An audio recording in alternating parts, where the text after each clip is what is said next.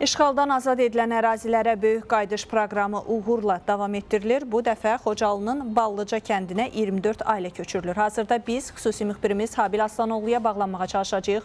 O bizə növbəti köç prosesi barədə ətraflı danışacaq. Hər vaxtınız xeyirli olsun Habil. Buyur, söz sizdə. Bəlgüşə, sən də qeyd etdiyin kimi biz hazırda Ağdam rayonunun işğaldan azad olan ərazilərindəyik. Bugün növbəti köç reallaşır. 24 ailə, 98 nəfər uzun illərdən sonra öz dədə-baba yurdunda sönən işıqlarını yandırmağa gedir. Köç kərvanı bugün Ağdam ərazisindən, işğaldan azad olan ərazilərdən keçərək Xocalı rayonunun Ballıca kəndinə yola düşdülər. Qeyd edək ki, bugünədək Ballıca kəndinə artıq 136 ailə, 660 nəfər ümumilikdə Ballıca kəndinə köç olub ki, bunlar da uzun illərdən sonra dədə-baba yurdunda sönən işıqlarını artıq yandırıblar. Qeyd edim ki, Böyük qayıdış proqramı çərçivəsində demək olar ki, hər həftə artıq köçlər reallaşır. İşğaldan azad olan ərazilərə, kəndlərə, şəhərlərə köçlər reallaşır. İstər Ağdərə, istər Xocalı, Şuşa, Laçın və yaxud Füzuli, Cəbrayıl, Zəngilan rayonlarına da köçlər reallaşır ki, bu da Ali Baş Komandan Azərbaycan Respublikasının prezidenti İlham Əliyevin tapşırığı əsasında həyata keçirilir.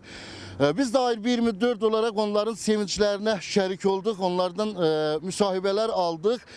Təbii ki, bu bağlantıdan sonra çalışıb onu izləyicilərimizə, tamaşaçılarımıza köç edən ailələrin öz dillərindən öz sevinçlərini Azərbaycan xalqına, tamaşaçısına çatdırmağa, eləcə də Ali Baş Komandanına və Azərbaycan ordusuna olan arzularını sizə çatdırmağa çalışacağıq. Təşəkkürlər Habil. Ətraflı məlumat üçün xatırladım ki, bizimlə bağlantıda xüsusi müxbirimiz Habil Aslanoğlu idi və bir daha xatırladaq ki, indiyə qədər Ballıcaya ümumilikdə 136 ailə, daha dəqiq desək 660 sakin köçürülüb.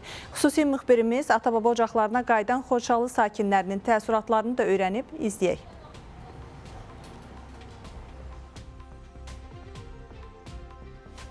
Çox şükür bugünə, arzuladığımız günə çatmışıq.